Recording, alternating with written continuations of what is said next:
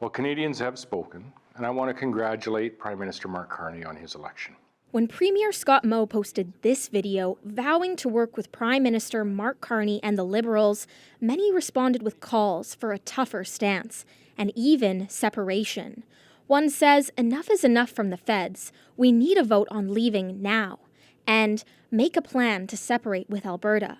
But most of the people we spoke to on the streets are more willing to give the new Liberal government a chance. But we got a different Liberal government with a different leadership who is kind of quite solid, and he's standing up to Trump.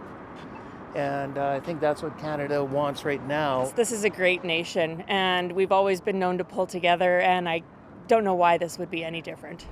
Earlier this month, an Angus poll survey showed that if the Liberals were to win the election, a third of Saskatchewan people would vote to leave the Federation. This political scientist says there's a long history of Western alienation, but that it does seem to be ramping up, partly due to rhetoric from Premier Danielle Smith in Alberta and a lack of Saskatchewan voices in the governing party. The lack of strong provincial and regional voices in federal cabinet, in federal policy making, that can be an issue.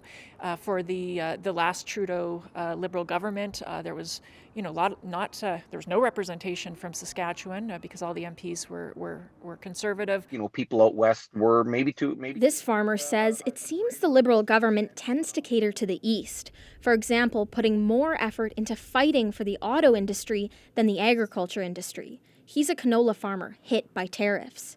He's cautiously optimistic the Carney government is negotiating. We don't have a national plan for our export commodities, regardless of whether we're talking about canola or wheat or steel or what. If we don't have a plan to get our commodities out to the market and out to the rest of the world, the value of us producing them very quickly evaporates, right? He thinks separating would do more harm than good to Saskatchewan.